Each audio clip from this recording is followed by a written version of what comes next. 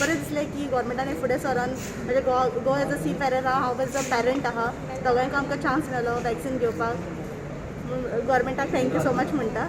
I'm working in Delhi, so my husband is working here. मेरा छोटे बच्चे हैं दो, और मुझे रिसेंटली पता चला कि गवर्नमेंट ने एक इनिशिएटिव लिया है, जिनके भी बच्चे 5 साल से छोटे हैं वो आके वैक्सीनेशन ले सकते हैं.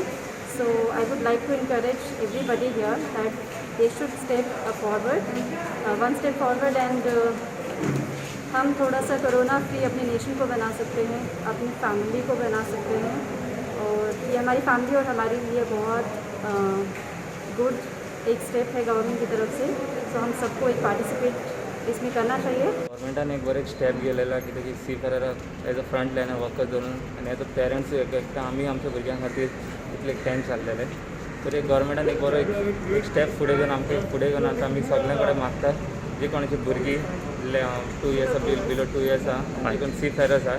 ऑब्वियस आमी सी फेरर आमकां जायच आसलें की आमकां भायर वचपाक एवरी ईच एंड फोर्थ आमकां वॅक्सीन जायच आसलें. सो हांव गव्हर्मेंटाक सांगता थँक्यू वेरी मच.